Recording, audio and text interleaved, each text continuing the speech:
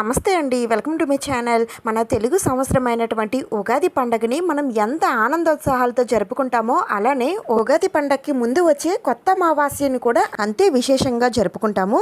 ఎందుకంటే మనల్ని, మన పిల్లల్ని, మన ఊరిని కాపాడేది మన ఊర్లో ఉండే గ్రామ దేవతలండి. ఏ కష్టమైనా, ఎలాంటి అంటురోగాలైనా, ఎంతటి దుష్టశక్తులైనా మన దాకా రాకుండా చూసేది ఆ గ్రామ దేవతలే అండి. అందుకని ఈ రోజున గ్రామ దేవతలను పూజించిన తర్వాత మాత్రమే మన కొత్త తెలుగు సంవత్సరంలోకి అడుగు పెడతాము. సంవత్సరం అంతా కూడా ఆ అమ్మే మనల్ని కాపాడుతుందనే నమ్మకంతో, అదే నమ్మకం అమ్మవారి పైన మీకు కూడా ఉన్నట్లయితే ఈ వీడియో మీకు చాలా బాగా యూజ్ అవుతుంది. అందుకనే వీడియో మొత్తం చూడటానికి అయితే ట్రై చేయండి. ముందుగా అయితే ఈ 2026 సంవత్సరంలో ఈ కొత్త అమావాస్య ఏ రోజు వచ్చింది, అమావాస్య గడియలు ఎప్పటి నుంచి ప్రారంభమై ఎంతవరకు ఉంటున్నాయి, అమ్మవారికి పూజ ఎప్పుడు చేయాలి, ఏ సమయంలో చేయాలి, అమావాస్య రోజున ఇంటిని శుభ్రం చేయవచ్చా లేదా, ఈ రోజు నాన్ వెజ్ తినవచ్చా లేదా అనే విషయాలన్నీ కూడా ఈ రోజు వీడియోలో షేర్ చేస్తానండి. ఇంకా గ్రామ దేవతకి ఇంట్లో పూజ ఎలా చేయాలి, అమ్మవారికి ఉపారం ఎలా పెట్టాలి, పూజ విధానం అంతా కూడా నేను నెక్స్ట్ వీడియోలో చూపిస్తాను. అందుకని తప్పకుండా సబ్స్క్రైబ్ చేసుకొని పెట్టుకోండి.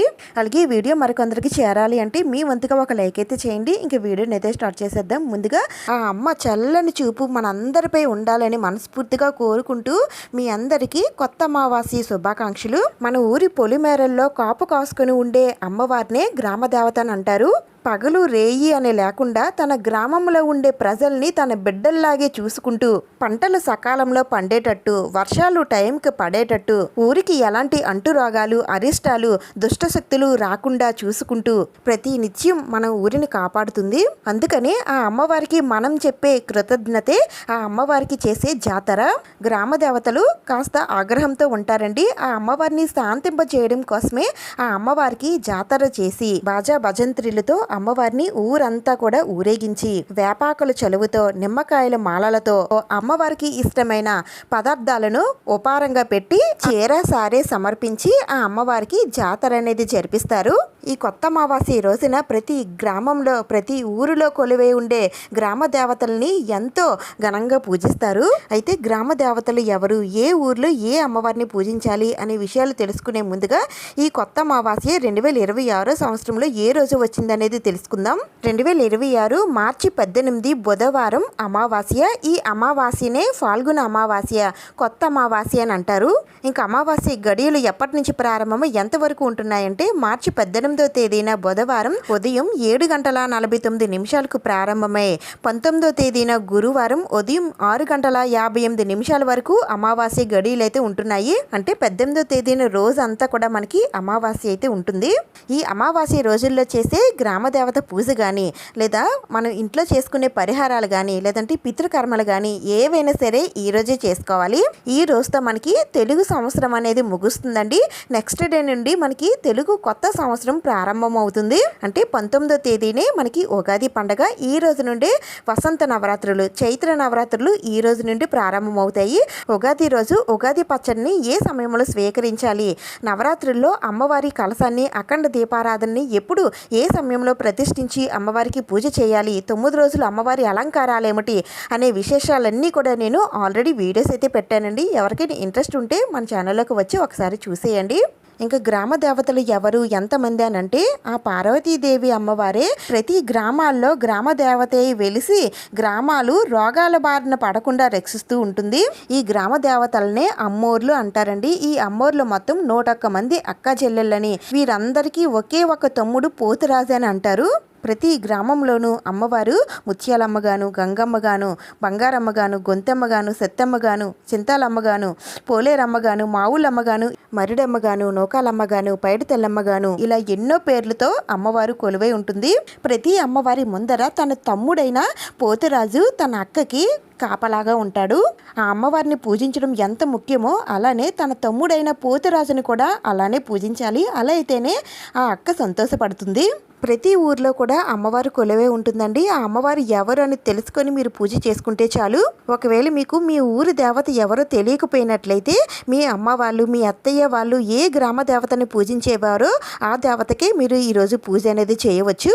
అయితే కొత్త అమావాస్య రోజున అమ్మవారికి పూజ ఏ సమయంలో చేయాలని అంటే 2026 మార్చి 18వ తేదీన బుధవారం ఉదయం 9:03 నుండి 11:37 లోపు అమ్మవారికి పూజ అనేది చేసుకోవచ్చు. ఒకవేళ ఒకవేళ ఉదయం పూట కుదరకపోతే సాయంత్రం కూడా అమ్మవారిని పూజించవచ్చు. సాయంత్రం 4:15 నుండి 7:42 లోపు అమ్మవారిని పూజించి ఉపారం నైవేద్యంగా నివేదన చేయవచ్చు.